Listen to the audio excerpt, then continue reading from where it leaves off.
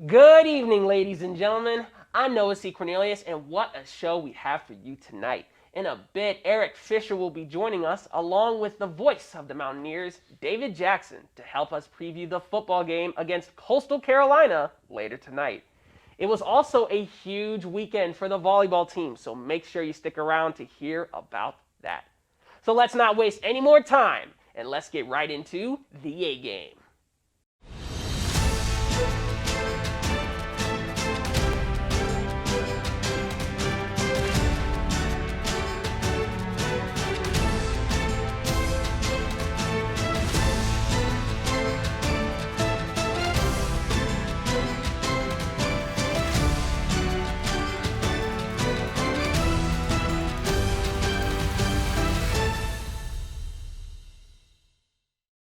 I'm now joined alongside Eric Fisher and David Jackson. Thanks, guys, for joining us. Big game tonight against Coastal Carolina. It's a huge rematch from last year. Tell me, what needs to happen so that App can win this game?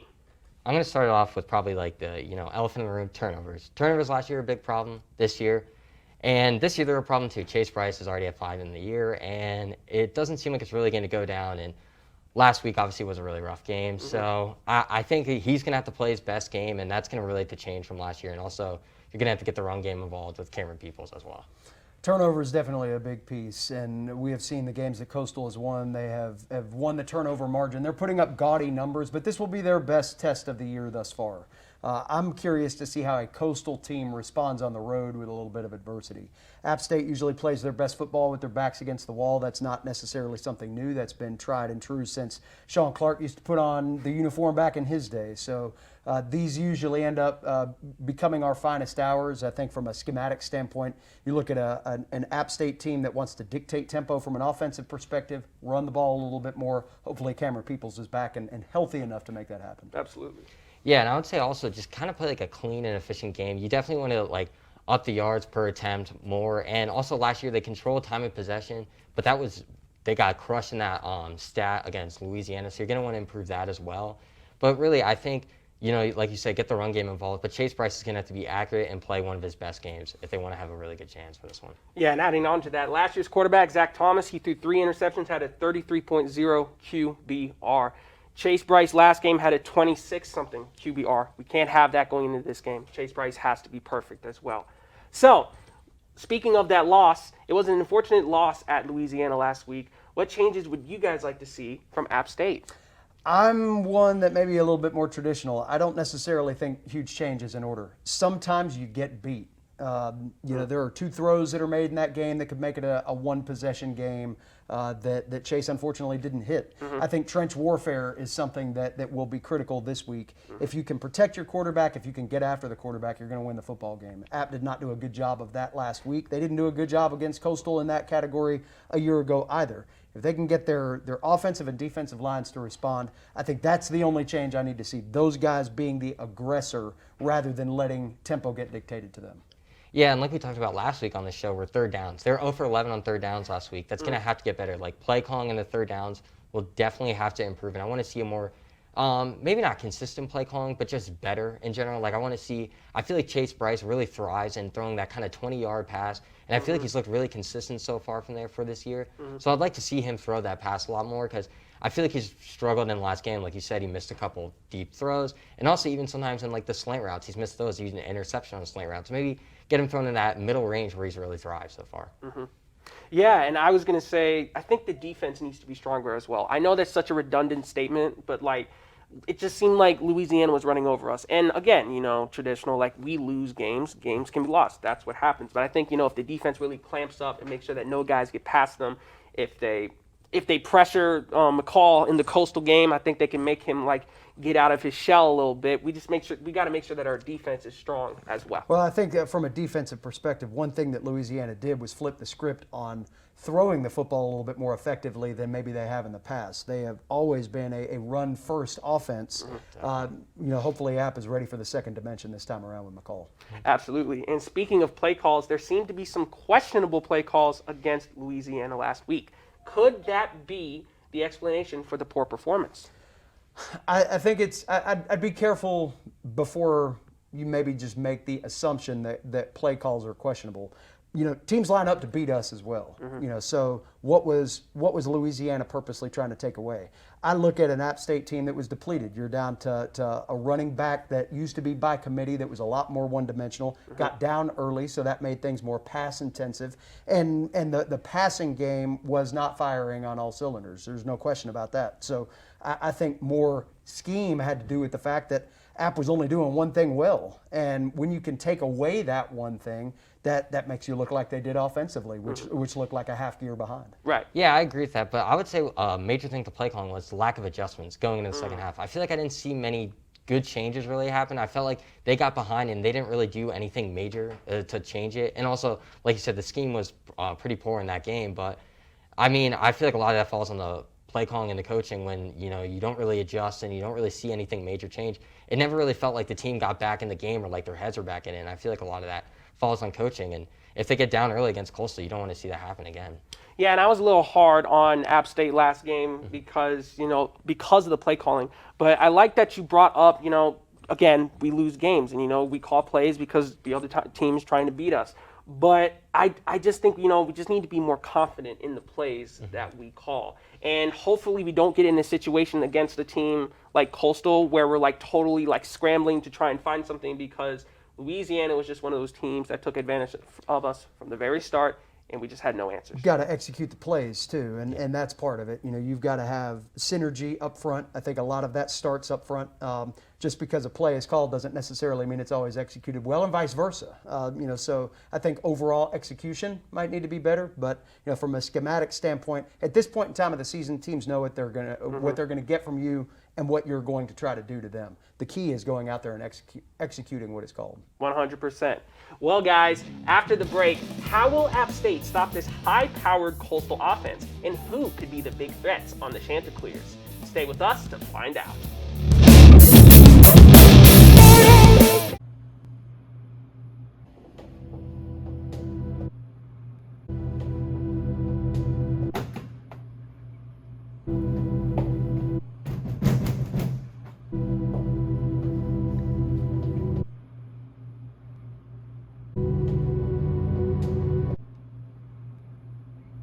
Up late App State, Sundays at 9. Get out of here.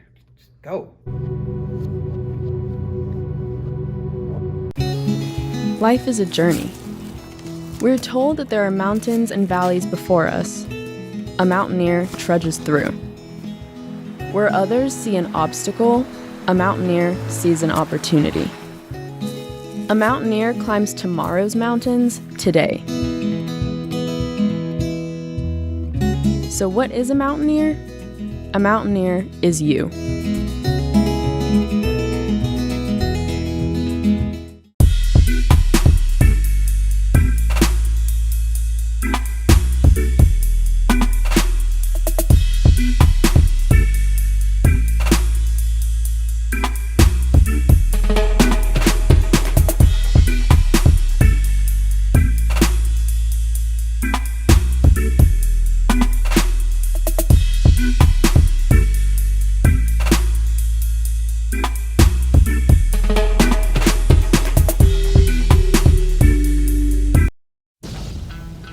Do you have way too much time on your hands? Do you love watching people act a fool? Do you like to learn how amazing the LGBTQ+ community is? Well, yeah, us too. That's why we made this show, Can't Think Straight. I'm Harriet. And I'm Nate. We are your esteemed hosts. We'll provide you non-stop laughs as well as a sprinkle of queer education to get you through your day. Can't Think Straight will premiere Fridays at 9 p.m. You can watch it on watchapptv.com or any of these TV channels. Can't wait to see you there. Bye. Bye. Welcome back to the A Game. I'm Noah C. Cornelius alongside David Jackson and Eric Fisher. So, guys, we have not had Cameron Peoples the last two games, and we know how important Cameron Peoples is to this team. He has the most touchdowns on the team, and he is a huge red zone threat to opposing teams. How is not having him on the field going to affect us in this game? Well, I think the good news is that he should be on the field. He practiced for the first time over the weekend and should be a go for Wednesday from what Coach Clark said in his press conference on Monday. So that's important because it sets the rest of the depth chart well. I don't think that Nate Noel is meant to be a 28 carry back. And that's not because of any lack of skill that he has. It's just, this has been a team that's built itself on 2, maybe 3 running backs by committee, sharing the load and keeping fresh legs over the course of a game. You bring Peoples in there, he's got a different dimension, he's a little bit shiftier. You bring Noel in, who's got a little bit more downfield vision. You polish that off with someone like Anderson Castle, who can be your get you 2 tough yards in the middle type guy. And all of a sudden, that's a much more versatile threat that you don't just have to key in on one guy. You've got a multi-dimension run game that you have to prepare for. And for App to be as successful offensively as they can be, they need all 3 of those dimensions. Yeah, and it'll be big too, having like a different mindset going into the game. Peoples obviously didn't play against Louisiana, so I think it'll be nice to have that veteran presence going into the game. He played against Coastal. He had a big game against Coastal last year. Obviously, we still suffered the loss, but he was one of the more consistent offensive players in the game, so that'd be incredible to have. And also, I mean, he's an experienced player. He knows what it's like to play in the Sun Belt, and he's like a tough, strong competitor. So that's just going to be nice, and like I think it's really going to motivate the team. And when you have that leadership back on the field, and that'll really help them. And I think it'll help calm down Chase Bryce as well, because now Chase Bryce won't have to be passing the ball as much. And, he has this veteran running back that he can rely on if the passing game goes down. Yeah, and not to discredit Nate Noel, he's a very solid running back, and he's done a fantastic job in Cam Peoples' place. But I was high on having like the Cam Peoples, Nate Noel 1-2 punch. And because Cameron Peoples is not there, we just lost half of our punch. And that's to be expected. You can't make up yards that aren't there. So I think, again, Peoples brings a different dimension. He brings a toughness, and he's a bright lights player. I mean, there's no doubt that he enjoys the grand stage, and there will be no stage grander than a nationally televised game against a ranked opponent inside your stadium. These are the kinds of games that he plays his best. You bring him in that kind of a mindset and ability, along with Noel, who can be very complimentary, along with the rest of that running stable. Let's not forget the Harrington back as well. You've got a whole lot more to play with there, and to your point, makes the offense a lot more versatile. Running backs catch the ball well out of this offense, out of the backfield. So that was an aspect that last week against Louisiana was non-existent. So there are all kinds of ways to dictate offensive tempo when you're fully healthy and have your full stable of running backs at your disposal. Yeah, and we're playing at home, like you said, nationally televised game. Let's hope he comes in clutch. So, guys, how can App's defense shut down this crazy high-powered offense? I think it's got to start in the trenches, and that's been the area that App hasn't been as consistent in this year. There was a lot of thought that this team's front 7 would be a little bit more keyed off of the front 3, and we just haven't seen that production maybe as consistently. Linebacker play's been pretty good. Jolly getting hurt last week was a huge piece of Louisiana's offensive prowess. Right. If you've got an All-American off the field, you're going to go with the guy that replaced him, and we saw that quite a bit. So I think the key is getting some push up front, putting pressure on from those linebackers, and make McCall make choices and decisions. He has not been pressured very much this year. So you got to turn up the heat against him and see what he does on the road in a hostile environment with people breathing down his neck, like App's capable of putting down his throat. Absolutely. Yeah, I totally agree with that, but I kind of wanted to focus on the secondary because I think they got weapons like Javion Hiley and Isaiah Likely. Isaiah Likely had his best game of the season so far last week, put in more than 200 yards, and Grayson McCall threw like almost all of his touchdowns actually, 2 and 4 touchdowns. So he's going to be red hot going into this game, and that's going to be tough to stop. So I think if the defense and the secondary can really try and eliminate, or just like, they're not going to totally eliminate these targets. They're still going to get catches and get yards, possibly even touchdowns. But if you can like lower their production and maybe focus more on the run game and allow the defensive line and linebackers to focus on that, and you said get pressure on McCall, it'll really help to ease the pressure off of the secondary, and then they can play more zone and focus on that, and then it'll allow the defensive line to really just focus on the run game and not worry too much about the passing game and getting pressure on the quarterback. Well, and pressure dictates timing, and timing dictates effectiveness, especially in throwing the ball to big offensive weapons like those guys that you mentioned. Again, if you can put that pressure on him and force him into uncomfortable plays, checkdowns that may not yield as lofty offensive numbers, then you've got an opportunity to keep things in front. And that's where App has been its strongest. It's not necessarily a shutdown defense. It's a bend but don't break defense. Yeah, it's always been like that under Dale Jones. He likes to dial in that blitz pressure when appropriate. But you got to make sure you can get there, too. That's right. That takes an element away when you're not successful in getting to the quarterback, because teams know that they can keep you off timing and dictate terms offensively. Yeah, I could not have said that any better, guys. And we were just talking about players to look out for in this game. And fitting enough, That's the next question. Who should we be looking out for in the Coastal game, guys? Yeah, I'm going to stick with Isaiah Likely. I mean, I said it last week. I want to say it again. Big tight end, big frame. He had his best game last week. He's going to be red hot going in this game. And I believe he was their leading receiver last year in the game as well, coming off his best game last week. He is going to be the guy to watch out for. He had 8 catches, 232 yards, and 4 touchdowns. That is going to be a tough coverage matchup for the Mountaineers. So I'll be interested to see how they deal with that and how they scheme for him, because I feel like he's going to be the guy to watch that they're going to be targeting. And if they can eliminate his production, it's going to allow them, I think, to really make, like you said, make McCall make decisions. I think this is Meech's game here as well. You know, you've got a guy like McCall, somebody that was recruited by App. There's some history there, and this is an opportunity to, again, turn up the heat from the front of that defensive line and get after him, force him into some uncomfortable decisions. I think from App's perspective, I'm looking at Bryce having the bounce back game. Everybody's taking him and throwing him right in the dumpster this week. So, that's fine. I think sometimes players respond well to being challenged, and he's been challenged this week. So let's see how he comes out in the bright lights and connects with a stable of wide receivers that are more than capable of performing well against a team like Coastal. Yeah, and last episode I talked about Javon Helly, of course. Like, he is the player that we should be looking out for. On the season, he has an incredible 573 yards and 4 touchdowns already. He is one of the main guys on that Coastal squad. He's a guy that Grayson's going to be looking for. And I'm sure against the schedule that they played thus far this year, he is supposed to have those kinds of numbers. Of course. But, you're looking at a Kansas team that would finish about 7th in the Sun Belt. They were challenged briefly on the road at Buffalo. Yeah. They have not seen a team yet like this App State team will present. They're 14th in the country largely because of where they were ranked at the beginning of the season, which was based off last year's play.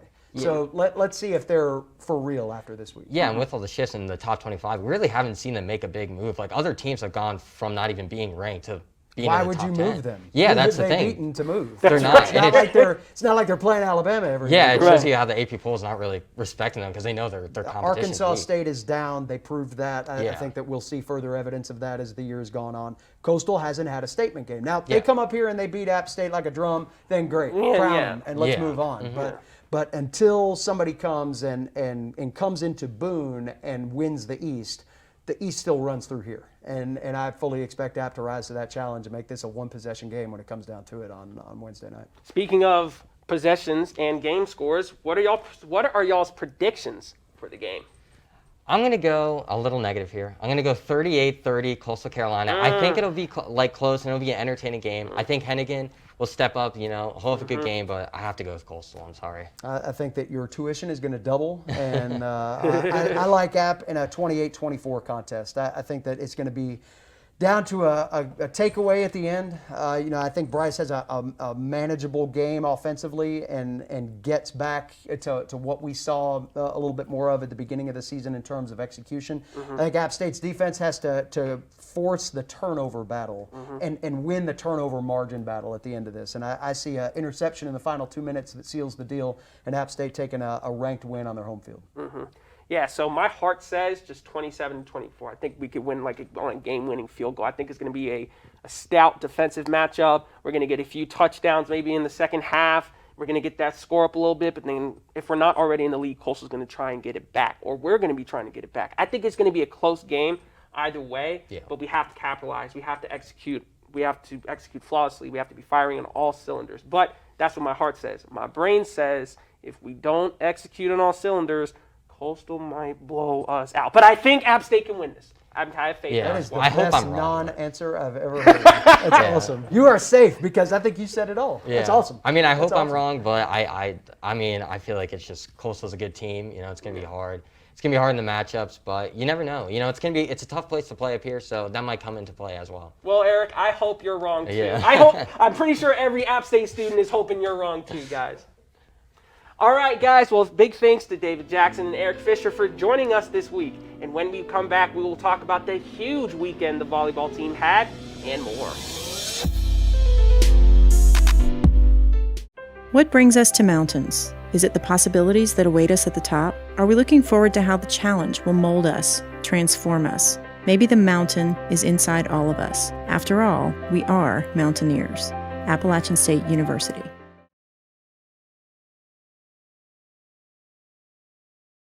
Hi neighbor, I'm Ryan Perrone. Join us every Tuesday at 10 a.m. as we explore the people, events, and organizations that make the High Country so special. You can tune in on Channel 198 for Spectrum customers, Channels 20 or 1020 for Sky Best customers, or Channel 23-3 on campus. Until then, bye neighbor! AppTV's original gaming news channel Pixel Peak is back for more great content. We're very excited to be kicking off our 7th season here and continuing news on the gaming industry. Each week, 4 hand-selected gaming-related news stories will be covered along with an analysis segment of either Xbox, PlayStation, PC, or Nintendo, and finally is wrapped up with a game review. If you're interested in gaming news, be sure to watch us at apptv.com or any of these channels every Wednesday. Thank you for stopping by, and we hope to see you here on Pixel Peak. Let's go! To a place where you can grow. A place to be heard. And take a closer look. A place where you can crush it. And push yourself. A place to find your voice. This place rocks. And rolls. A place where you can get out. Wow! A place you'll never forget. So where is this place? Let me show you. Hola, soy Brenda de Buenos Días Boone. Así que venga a pasar sus mañanas con nosotros y sintonicen el campus o en los canales locales. Nos vemos pronto y que tengas un buen día, Boone. See you soon and have a good day. Welcome back, y'all. I'm Noah C. Cornelius. After a rough week last week, the other Mountaineer teams seemed to get the ball rolling over the weekend with some big wins. As the volleyball season starts to wind down, App State hosted the Louisiana Lafayette Raging Cajuns and traveled to Alabama to play Troy. Against Lafayette, the Mountaineers paid back the Cajuns for the football game last week and took them down in a 3-1 victory. App State played 4 strong sets of volleyball and won sets 1, 3, and 4. Emma Riley recorded her 2,000th dig during the game and became the first player in program history to hit the milestone.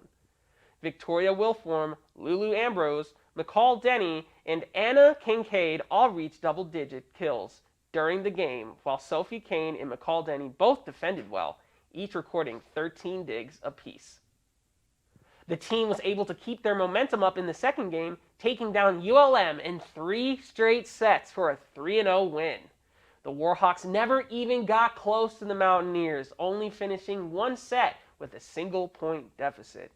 App State finished the day with 44 kills and a .468 hitting mark, a season best and the highest mark since their 3-0 win against UT Arlington in 2015. McCall Denny had another great game with 12 kills and 4 digs. Anna Kincaid finished the day with 10 kills and no errors, while Lulu Ambrose had 8 of her own kills with 0 errors. Sophie Kane led the team in assists with 39, and Emma Riley finished with 19 digs and 2 service aces. This is the team's first weekend sweep of the season and brings them to a 3-5 conference record. They will be traveling to Texas on Friday to keep up the streak and play the University of Texas, Arlington. After a 2-week break, both the men's and women's cross-country teams were back in action at the High Point Vert Cross in Kernersville, North Carolina. The men took 3rd in their 8K, while the women won the theme title in their 5K. The men ran well, and for the 3rd time in 4 meets, took one of top 3 spots to finish with a team score of 60 points. Duke took the top spot for the men's race with a score of 32 and 4 runners in the top 10 spots. 6 Mountaineer runners took spots in the top 25, with Daniel Smith leading the pack to finish in 10th with a time of 25 minutes and 54 seconds. Oliver Wilson Cook and Ryan Tusher finished 14th and 16th respectively, just 3 seconds apart, while Dwayne Lilly finished in 18th with a time of 26:14. Freshman Chase Burrell rounded out the Mountaineer runners at 23rd, finishing with a time of 26 minutes and 28 seconds. The women's team had a great showing this weekend, finishing 1st overall out of the 11 schools at the meet. The Mountaineers finished with a score of 58 to beat out Radford by 4 points. Izzy Evely finished 1st for App and 3rd overall with a time of 17 minutes and 39 seconds. Of her 5 races this season, it is her 3rd top 3 finish. Mackie Walsh took her 2nd top 10 finish at the meet and crossed in 18:18 to finish 9th. Jasmine Donahue and Lila Peters crossed 14th and 21st respectively, while Kristen Towell rounded out the Mountaineers' top 5 with a 22nd place finish in just under 19 minutes. Both teams will be participating in the Wildcat Cross Country Classic in Charlotte tomorrow before the Sun Belt Championship meet takes place in October 9th in Mobile, Alabama. Stay with us to find out when your Mountaineer teams are playing and how to watch.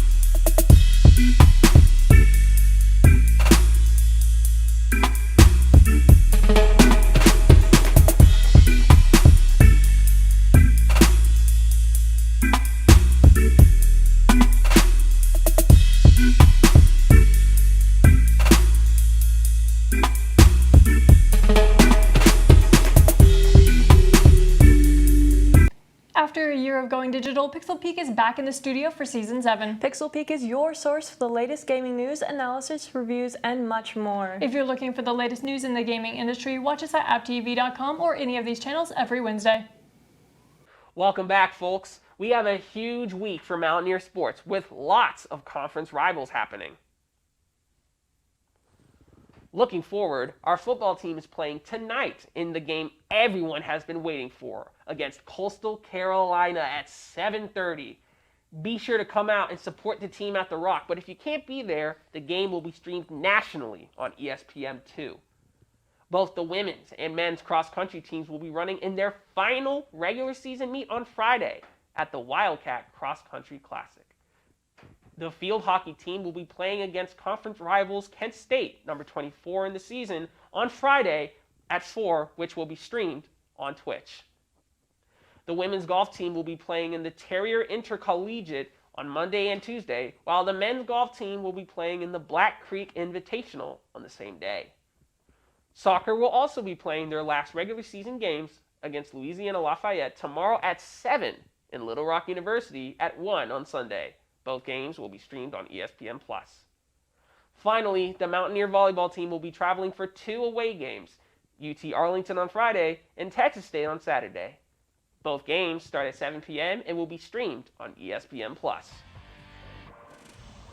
Well, this is all the time we have this week. I'm Noah C. Cornelius, and you can follow the A-Game on Instagram and Twitter at the A-Game Sports to stay up to date on all things the latest A-Game news. You can also catch all our shows on App TV or catch them on demand on YouTube at App TV. We'll see you next week.